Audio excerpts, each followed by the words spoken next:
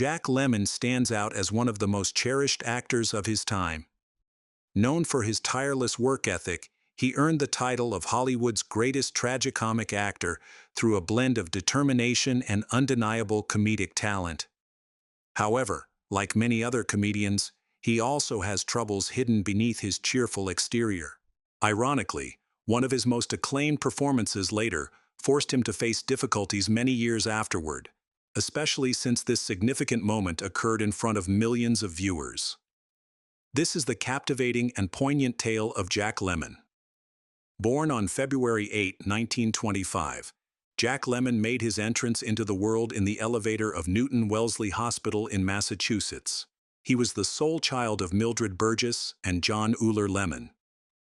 The Lemmon family valued tradition, which is evident in Jack's full name, John Euler Lemmon III, honoring both his father and grandfather.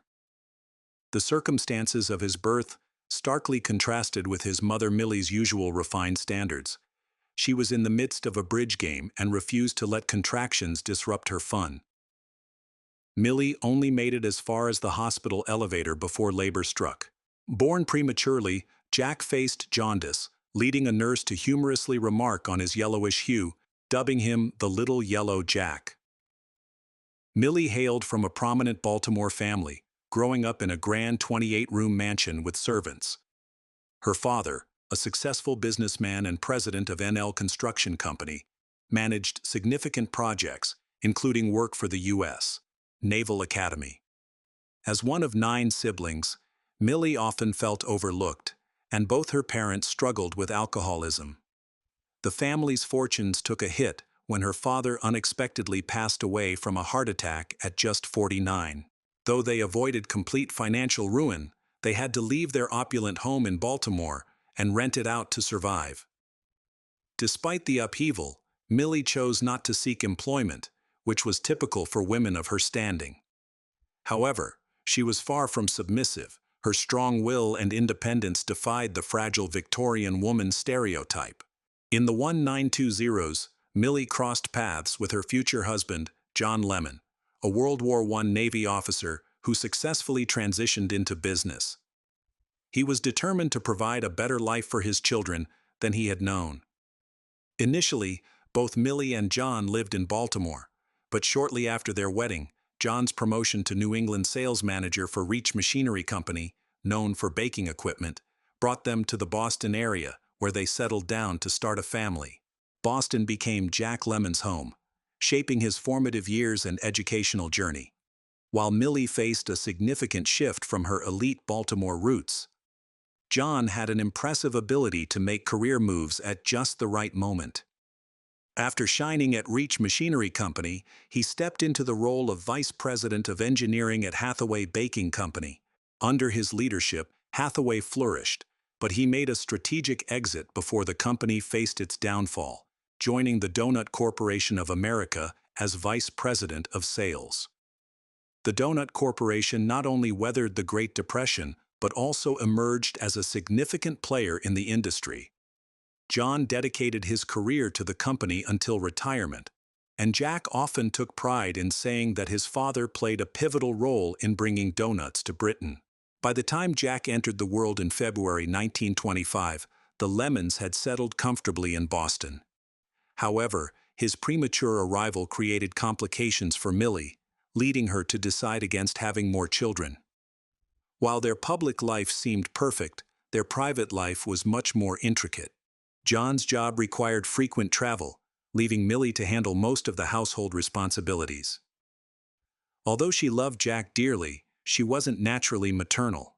Instead, she often found herself in Boston's social scene, enjoying high society and cocktails.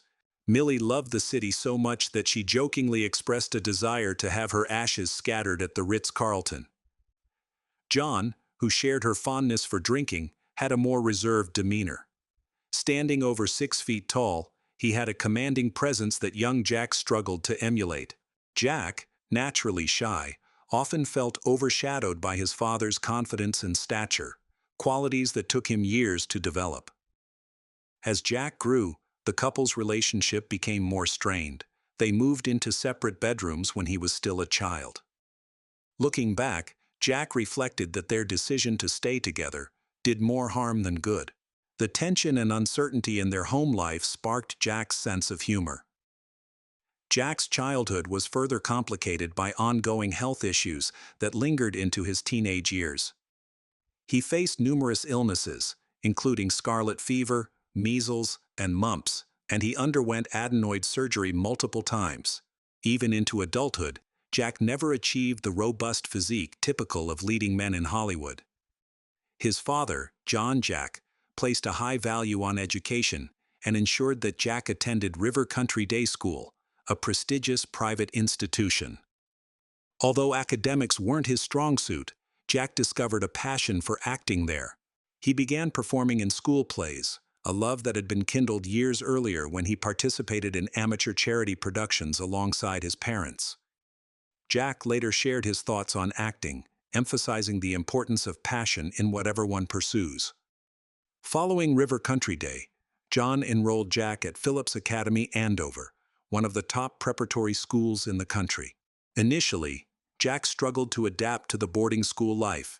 His shyness made it hard to make friends, and he missed home. However, as time passed, he grew to appreciate Andover and found his place. Music also became a significant part of his life during this period, as he taught himself to play the piano.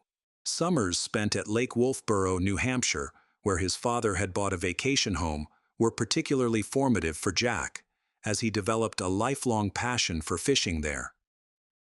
After Jack graduated from Andover, his parents decided to separate, but they never officially divorced due to John's Catholic beliefs. This split was amicable and had been expected for a long time, as their marriage had become more of a formality than a reality. Millie remained in the family home, while John took up residence at the Sheraton Hotel in Boston. By the time Jack entered Harvard, he had transformed from the frail boy he once was at Phillips Andover. Although he wasn't particularly tall, he had gained enough strength to shed his previous image of physical weakness. His admission to Harvard came with the stipulation that he join the ROC program, which prepared students for service as Navy officers during World War II. This requirement forced Jack into challenging math and science courses, which clashed with his artistic inclinations. While he excelled in psychology and law, the technical subjects proved to be a struggle. At that time, Harvard didn't prioritize the arts, and if theater had been a major, Jack might have flourished. Instead, he pursued his passion for acting through extracurricular activities, performing with the Hasty Pudding Club and other drama groups on campus. Although the ROC training at Harvard was prestigious, Jack found his Navy experience less exciting than he had hoped. He managed to transfer to Boston, where he worked as a decoding officer, overseeing the motor pool with minimal responsibilities. Within 7 months, he earned enough points for an honorable discharge, returning to Harvard without much fanfare regarding his military service. He still needed to finish a semester to graduate, but his Navy experience was far less demanding than he had anticipated. That summer, before returning to his studies, Jack joined the North Shore Players, a summer stock theater group in Beverly, Massachusetts. This opportunity allowed him to perform alongside emerging talents, including Roddy McDowell. Jack's father, John, had always envisioned him pursuing a business career, but it became clear that this path wasn't meant for Jack. So John lent him $300 to move to New York City and follow his dream of acting. Life in the city was tough at first, steady work was elusive, and Jack struggled to make ends meet. Gradually, he began to carve out a niche for himself, securing roles in theater, radio, and television. His first film opportunity came in 1949 with The Lady Takes a Sailor, directed by Michael Curtis for Warner Brothers. But it was underwhelming. Jack didn't even receive a credit, and the film faded into obscurity. At that point, he didn't see himself as a film actor. His focus shifted to the burgeoning world of television. As the 1950s rolled in, television began to challenge the Hollywood studios, creating new opportunities for performers like Jack. He found himself working on popular shows such as Studio One and Robert Montgomery Presents. During this time in New York, Jack met Cynthia Stone, an actress primarily known for her television work. They collaborated on several projects, including the series That Wonderful Guy in 1949 and Heaven for Betsy in 1952, and soon fell in love. They married in May 1950 in Cynthia's hometown of Peoria, Illinois, a wedding day that came with its own drama. When she didn't show up, everyone became concerned. Their worries were justified. Her penchant for drinking had led her to forget to turn off the gas stove after attempting to cook a late-night meal. She slept through the night with the stove still on. Fortunately, neighbors detected the gas smell the next morning and alerted emergency services. Millie was hospitalized but survived. 4 years later, Jack and Cynthia welcomed their son Chris, but their marriage didn't endure. Having witnessed the strain in his own parents' relationship, Jack opted for divorce rather than prolonging an unhappy marriage. Their split was finalized in 1956, and it would be years before Jack would remarry. While Jack Lemmon's most celebrated roles came later in his career, his early films are worth noting. His first major role was in It Should Happen to You, released in 1954. Though it had a modest budget, the film became a sleeper hit, significantly boosting Jack's popularity. Directed by the renowned George Cukor, known for his sophisticated comedies like Holiday and The Philadelphia Story, the film didn't receive much award recognition but garnered strong reviews, highlighting the fresh talent of Jack Lemmon. For him, It Should Happen to You marked a pivotal moment, setting his career on a promising upward trajectory. This opportunity came at a crucial time, especially after a disastrous Broadway stint in room service, which closed after just 2 weeks.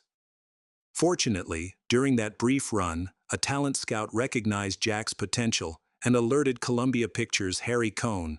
Following the success of It Should Happen to You, Jack signed a 7-year contract with Columbia, putting his theater and television career on pause as the studio aimed to transform him into a movie star. This contract was one of the most generous Cohn ever offered, allowing Jack the rare opportunity to work with other studios as a newcomer. His first film under this contract was Puffed. Released in November 1954, Jack wasn't thrilled with the title, often blaming it for the film's poor box office results. In this movie, he reunited with his co-star from It Should Happen to You, Judy Holliday, playing a married couple trying to reignite their relationship after briefly exploring other romances. While it appeared to be a typical romantic comedy, the film subtly critiqued the rigid sexual norms of the 1950s. The following year, Jack's career gained even more momentum as he appeared in 4 films, including Mr. Roberts, My Sister Eileen, and Hollywood Brawn Busters, where he played himself. Among these, Mr. Roberts stood out as a significant turning point in his career. In Mr. Roberts, Jack portrayed Ensign Pulver, a morale officer on a Navy ship under the command of a tyrannical captain. His performance earned him the Academy Award for Best Supporting Actor, a rare achievement since he mostly took on leading roles later in his career. It is interesting to recall the irony that before winning an Oscar for a naval film, Jack had a rather unremarkable time in the Navy. However, this role foreshadowed a recurring theme in his career: characters evolving from uncertainty. Moreover, his role in Mr. Roberts came about somewhat serendipitously. While at the Columbia lot, an older gentleman approached him about a project called Mr. Roberts, and Jack casually expressed some interest. The man walked away just as a crew member rushed up, asking what John Ford, the legendary director, wanted with him. Jack hadn't even recognized Ford, yet he landed the part. Once on set, he might have had second thoughts, but he formed a solid friendship with co-star James Cagney, who, despite his reputation for toughness, referred to Ford as truly a nasty old man. At one point, Ford even punched leading man Henry Fonda in the jaw. The cast and crew felt a wave of relief when a gallbladder attack forced Ford to step away from the project, leading to Mervyn LeRoy and Joshua Logan taking over. While Ford received praise for his dramatic performances, Jack Lemmon truly thrived in light comedy. In 1956, he starred in You Can't Run Away From It, portraying a struggling reporter who falls for a woman at the center of a nationwide search after she goes missing. Although the plot was predictable and not his most sophisticated work, the film showcased the vibrant Technicolor and CinemaScope that defined 1950s cinema. Viewers enjoyed Jack's effortless charm on screen, solidifying his reputation as a performer who balanced humor and emotion effortlessly. Following You Can't Run Away From It, Jack kept a steady rhythm, appearing in at least one Columbia film each year. By then, he was one of the last major Hollywood stars tied to a long-term studio contract, as the golden age of studio dominance was fading. Many actors began opting for freelance work, signing on a film-by-film basis. While his commitment to Columbia somewhat restricted his role choices, many films from this period still showcase his talent, even if they've slipped from the public's memory. Although some of Jack's most iconic films came from other studios later on, his Columbia work highlights his versatility. In 1957, Jack ventured slightly beyond his usual roles with Fire Down Below, where he starred alongside Robert Mitchum and Rita Hayworth. The film follows two Korean War veterans who smuggle goods across the Caribbean. While Mitchum's character adds tension, the film's heart lies in the chemistry between Jack and Mitchum. Their contrasting styles, Jack's anxious energy versus Mitchum's laid-back cool, created a captivating on-screen friendship. The film also delves into the complexities of male camaraderie, a recurring theme in Jack's career.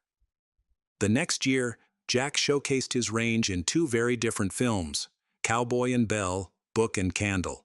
In the latter, a light-hearted romantic comedy, he played a supporting role alongside Kim Novak and Jimmy Stewart, who had just starred in Hitchcock's Vertigo.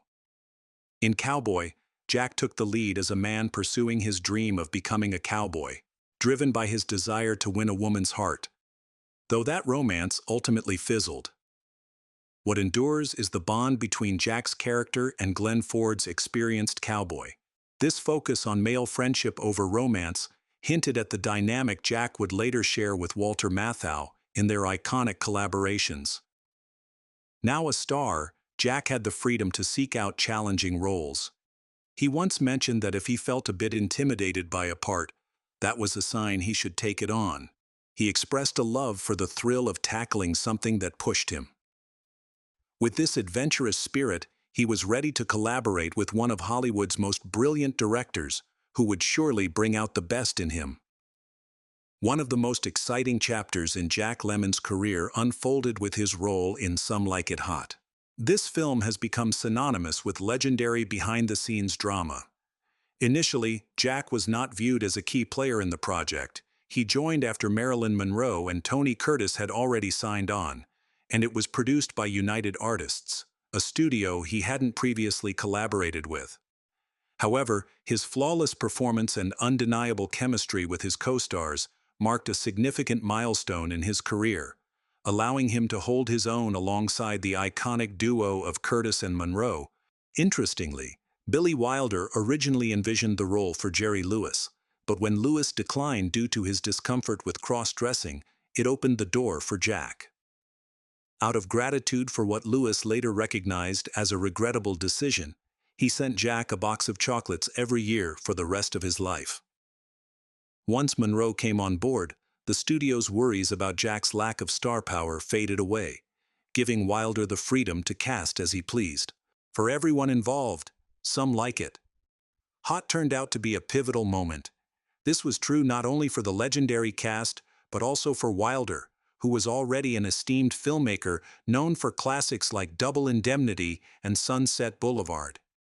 Having fled Nazi Germany, Wilder brought a unique European flair to Hollywood.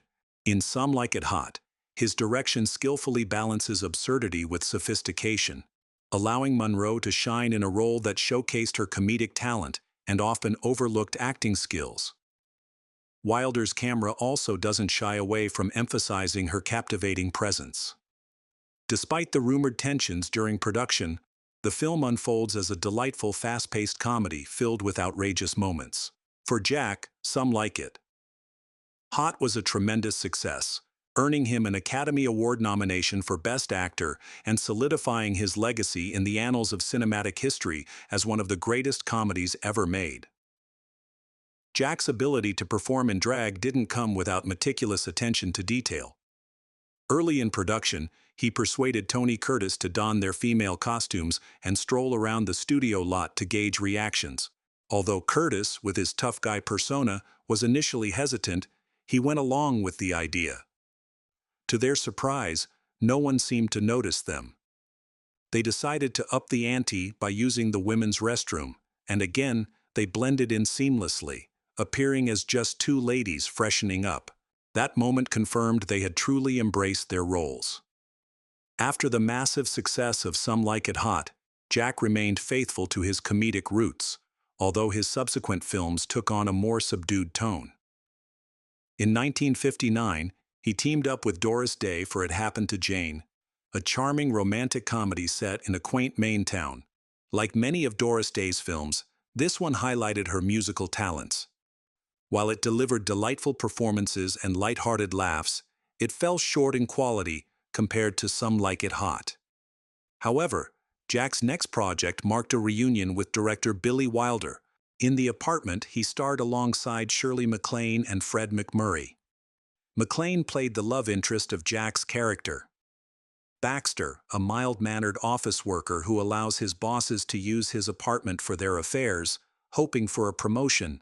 Baxter embodies the everyman, the typical American office worker struggling to climb the corporate ladder. Though The Apartment is undeniably comedic, Wilder masterfully blends humor with poignant social commentary. Beneath the laughs lies a sharp critique of corporate culture and the moral compromises people make for success. While Some Like It Hot may have become Wilder's most iconic film over time, The Apartment was a critical darling upon release, sweeping major Oscars, including Best Picture, Best Director, and Best Original Screenplay. Both MacLaine and Jack thrived from the film and forged a lasting friendship.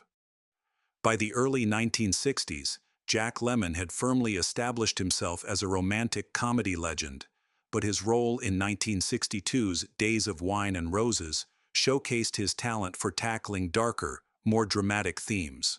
Directed by Blake Edwards, known for comedies like The Pink Panther, this film was a significant shift from his usual fare.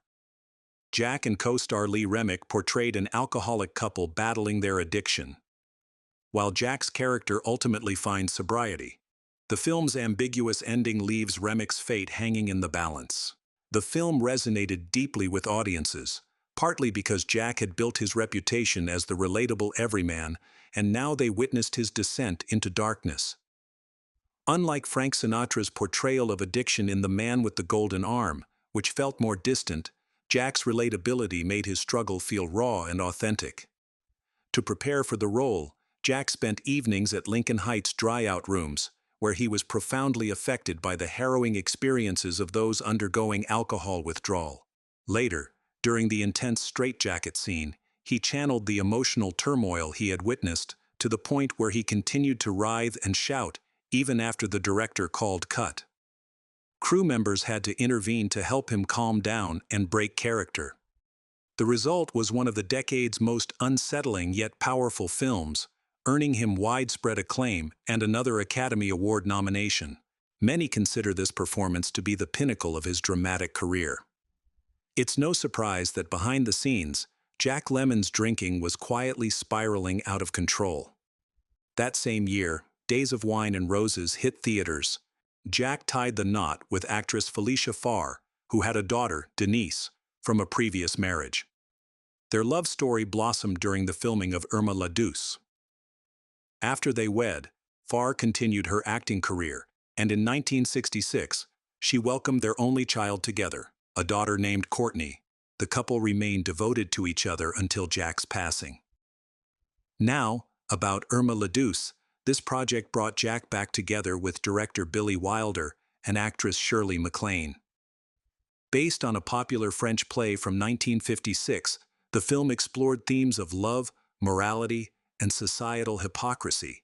MacLaine took on the role of Irma, a charming Parisian prostitute, while Jack played a strict policeman determined to shut down her neighborhood sex trade. Unsurprisingly, he falls for Irma, leading to a narrative filled with sharp dialogue and some risque humor. At nearly 2.5 hours, Irma la Douce was quite lengthy for a romantic comedy, yet it was a hit, grossing far more than its hefty budget. While it might not have been as groundbreaking as Some Like It Hot or The Apartment, it showcased Jack's exceptional ability to resonate with audiences. In the mid-1960s, Jack leaned heavily into romantic comedies. In Under the Yum Yum Tree, he portrayed a more sexually confident character than fans were used to, earning a Golden Globe nomination. This was followed by Goodneighbor Sam in 1964 and How to Murder Your Wife the next year, both of which garnered him BAFTA nominations for Best Actor. After witnessing shocking scenes while preparing for Days of Wine and Roses, he faced another devastating moment related to alcohol. For years, Jack dedicated himself to supporting his ailing mother, who continued drinking as passionately as she had in her heyday in the 1920s. By 1967, she was in poor health, and Jack's father had passed away in 1962. He always made it a point to visit her, planning special outings. So he was taken aback when he rang her apartment bell and received no answer. Concerned, he forced the door open, only to be heartbroken by the sight of his mother sitting in her favorite chair, dressed to go out with him, but tragically lifeless. She had succumbed to heart failure while waiting for him. Devastated, Jack poured himself into his work, seeking solace in his career. Today, Jack Lemmon is often celebrated for his iconic partnership with Walter Matthau, but by the time they first collaborated, Jack was already a Hollywood heavyweight. Matthau, while respected in the industry, had yet to reach leading man status or significant public acclaim. That was about to change, thanks to the remarkable chemistry he shared with Jack. Although they belonged to the same generation, Matthau was 5 years older, and his rugged, weathered look, thanks to years of chain smoking, added to his persona. Before teaming up with Jack, Matthau often portrayed shady characters, with his role in Elia Kazan's A Face in the Crowd being one of his standout performances. His real breakthrough came in 1965 with the stage production of The Odd Couple, which later became one of their most celebrated films. Jack's collaboration with Matthau didn't just launch Jack into stardom, he was already a well-known figure. What it did accomplish, however, was the creation of several iconic comedies that shifted away from romance, focusing instead on sharp humor and engaging character dynamics. Their first project together, The Fortune Cookie, was helmed by the legendary Billy Wilder. In this film, Jack portrays Harry Hinkle, a cameraman who gets injured during a football game when a player crashes into him. Matthau plays Willie Gingrich, Harry's cunning brother-in-law and a lawyer whose ethics are questionable at best. Willie persuades Harry to blow his injuries out of proportion, feigning paralysis in his hand and leg to claim a hefty settlement. While Harry initially goes along with the charade, partly in hopes of rekindling his romance with his ex-wife, he ultimately makes the decision to come clean. This storyline established the classic Jack-Matthau chemistry. Jack acts as the moral core, a straight man grappling with the shady antics of Matthau's roguish character. The juxtaposition between the two was striking. Jack's shorter, traditionally handsome frame contrasted sharply with Matthau's taller, stockier build and slightly bumbling demeanor. This difference became even starker as they grew older, with Matthau's persona becoming more larger than life. Although Jack's characters often found themselves entangled in Matthau's schemes, he consistently resisted them, maintaining his moral integrity without pushing Matthau's character away. Their on-screen dynamic was electric, their talents amplifying one another. Jack instinctively knew Matthau was the right choice for Willie Gingrich, even when studio executives suggested stars like Frank Sinatra or Jack Gleason. His hunch turned out to be spot on, with Matthau's performance garnering him the Academy Award for Best Supporting Actor. 2 years later, the duo returned for their most famous film, The Odd Couple. Matthau was already familiar with the role of Oscar Madison, which he had portrayed in the original stage production. Jack stepped into the shoes of Felix Ungar, a neat freak recovering from a recent breakup. The humor unfolds as their contrasting personalities collide while they attempt to cohabitate after both have divorced. While The Odd Couple is celebrated as a classic comedy, it also explores deeper themes. Felix's struggles with depression and compulsions highlight a man's journey through life after losing the structure of marriage and family. The film's success mirrored a growing societal interest in male friendships, similar to other classics of the late 1960s like Butch Cassidy and The Sundance Kid and Midnight Cowboy, though The Odd Couple embraced humor more than its counterparts. It wasn't just the chemistry of the leads that made the film a hit. Neil Simon's clever writing laid a sturdy groundwork for their performances. Given this track record, it was no surprise that Jack's next venture, The Out-of-Towners, was also penned by Simon. This comedy of errors features Jack alongside Sandy Dennis as George and Gwen Kellerman, a couple from the Midwest who venture to New York City for a job interview. What starts as a simple trip spirals into a series of comical mishaps in the bustling city, far removed from their serene Midwestern lifestyle. Despite the chaos, George ultimately receives a job offer, only to turn it down. The film concludes with the couple boarding a flight home, only to have their journey interrupted by a hijacking to Cuba, suggesting their misadventures are just beginning. The Out-of-Towners showcases one of Jack's hallmark everyman performances, humorously critiquing New York's frenetic pace while celebrating the charm of Midwestern simplicity. In 1971, Jack Lemmon took a bold step into the director's chair for the first and only time with the film Koch. This project was close to his heart, featuring his longtime collaborator Walter Matthau in the lead role and Jack's wife, Felicia Farr, in a supporting part. Matthau portrayed Joseph P. Cooker, an elderly man whose increasing forgetfulness prompts his family to consider a nursing home for him. Determined to avoid that fate, he sets off on a journey across the country. Although Jack naturally cast Matthau, some critics thought Matthau, at just 51, was too young to convincingly play a character facing senility. Nevertheless, his performance earned him an Academy Award nomination. After Koch, Jack decided not to pursue directing again, making this film his only foray behind the camera. In 1972, Jack returned to acting, reuniting with legendary director Billy Wilder for Avanti. This film, one of their most divisive collaborations, features Jack as Wendell Arm Brewster Jr., who travels to Italy to retrieve his deceased father's body. Upon arrival, he discovers his father had been having a long-term affair with a British woman. As Wendell grapples with this shocking revelation, he begins to question the strict social norms that have governed his life. Critics remain split on Avanti. Some, like David Wallace, consider it Wilder's weakest film due to its whimsical and implausible plot. Roger Ebert offered a more nuanced critique, noting that while the film isn't a constant laugh riot and could benefit from being shorter, it possesses a certain charm, enhanced by its picturesque locations. Jack's next venture, Save the Tiger, marked a significant shift in tone and earned him his first and only Academy Award for Best Actor. He had long advocated for a passion project at Paramount, and after delivering numerous hits, they finally agreed to let him make Save the Tiger. Despite winning the Oscar, the film didn't resonate with audiences. In it, Jack plays Harry Stoner, a once ethical businessman now struggling to keep his clothing company afloat.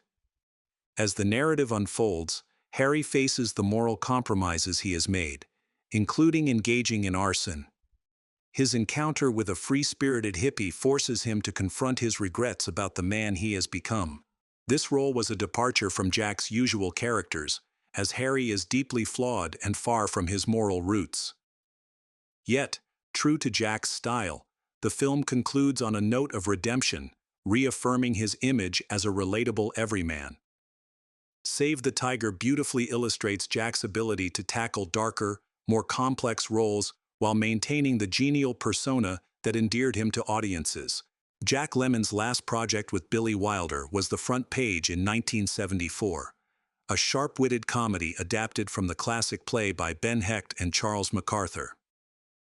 This story had previously been brought to life in Howard Hawks' 1941 screwball classic His Girl Friday. In Wilder's rendition, Matthau and Jack took on the iconic roles originally portrayed by Cary Grant and Rosalind Russell. Matthau played a cunning newspaper editor trying to prevent his star reporter, played by Jack, from quitting.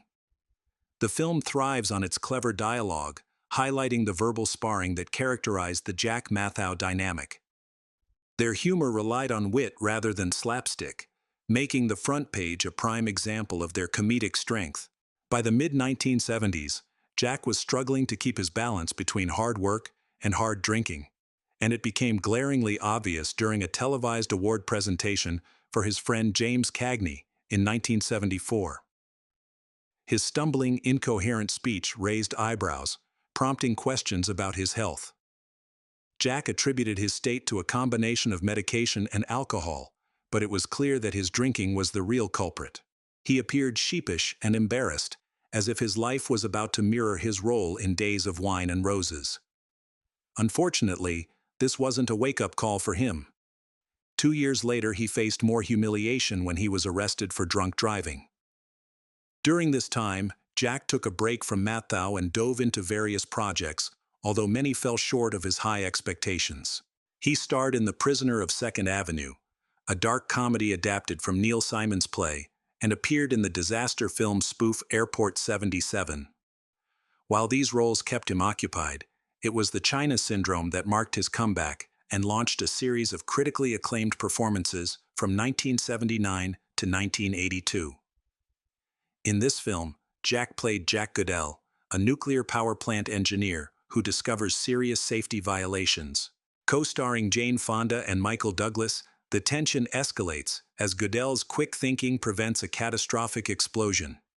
As the plot unfolds, he realizes that the company's cost-cutting measures have put everyone's safety at risk.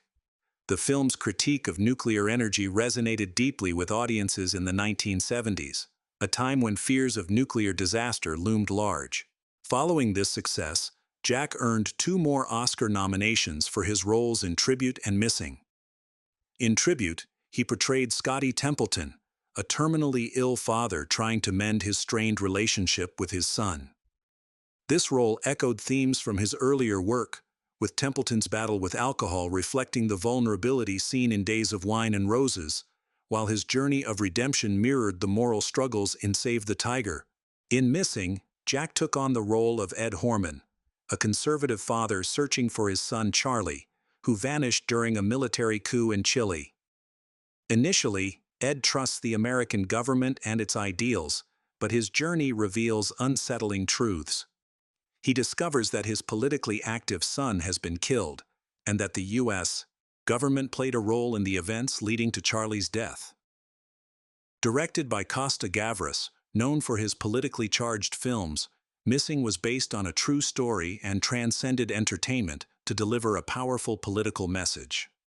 Released during the Reagan administration, it sparked significant controversy for its critique of American foreign policy.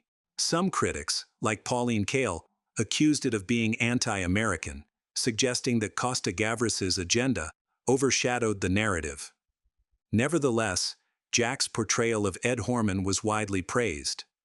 Scholar Charles Derry described him as a decent, perhaps slightly right-wing, American, a devout Christian scientist who initially believes in his government. Even in such a politically charged film, Jack captured the relatable innocence of an ordinary American caught in extraordinary circumstances.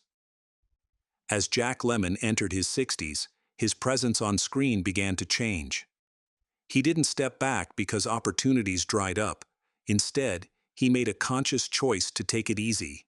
After Missing, he opted for fewer major roles, often selecting projects that mirrored his own life's journey.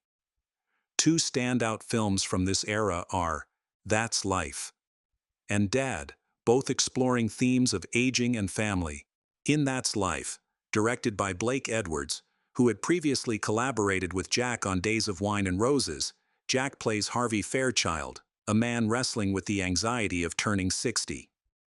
His fears about aging create tension in his family relationships, leading to moments of selfishness and even infidelity.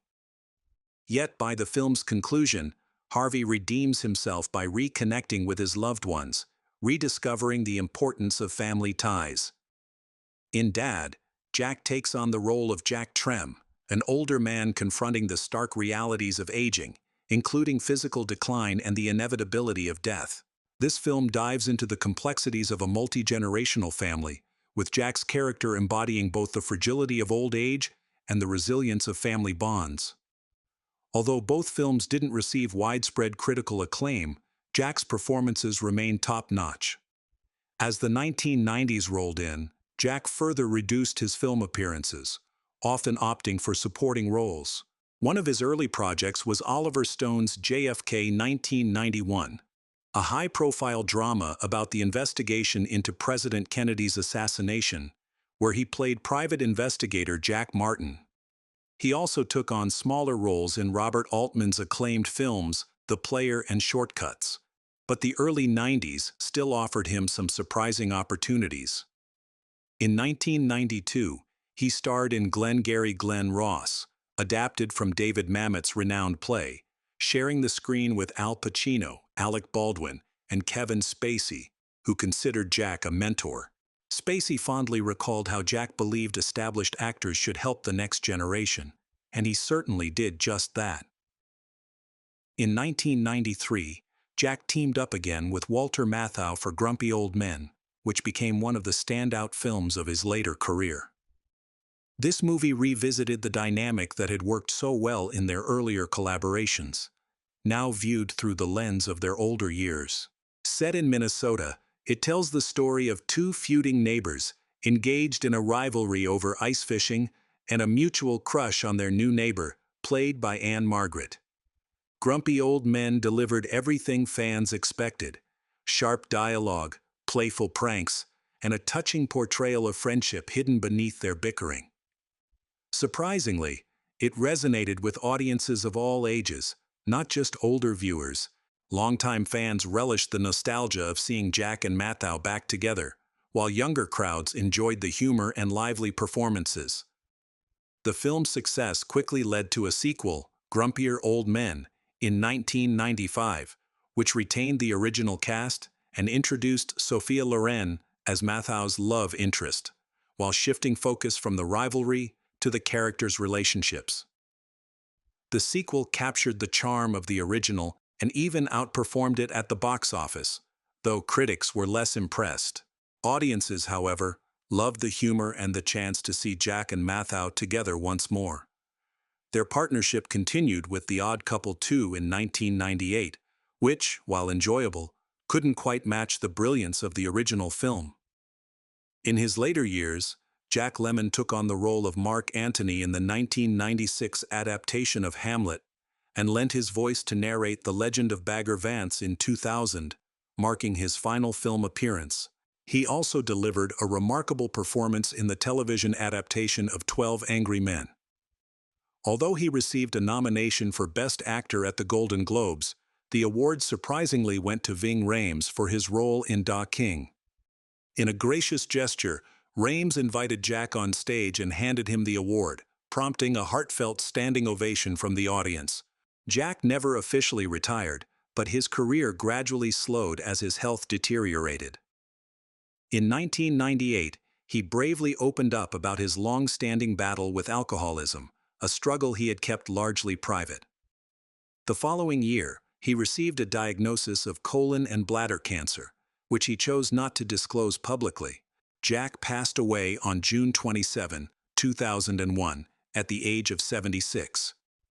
In a touching tribute to their enduring friendship, he was laid to rest near Walter Matthau, who had died the previous year. Reflecting on Matthau's death, Jack expressed profound loss, describing him as a brother and an extraordinary friend, and lamented the loss of one of the greatest actors. He beautifully encapsulated their lifelong bond by saying that while death may end a life, it does not end a relationship. Although many of Jack's films are light-hearted comedies, it would be a mistake to define his career solely by that genre. His incredible range earned him 2 Academy Awards, one for Best Supporting Actor and another for Best Actor. Even in his more comedic roles, especially those directed by Billy Wilder, Jack infused his performances with depth and social commentary. His passion for acting shone through from his childhood dreams to his final performances, showcasing a remarkable dedication to his craft. Whether portraying the relatable everyman or delving into darker, more intricate characters, Jack's talent was undeniable. Throughout his life, he seemed to mask feelings of inadequacy with humor, hard work. Undeniably, his fervor for acting solidified his legacy as one of the all-time greats. Thanks for tuning in. Don't forget to like, share, and subscribe. Until next week,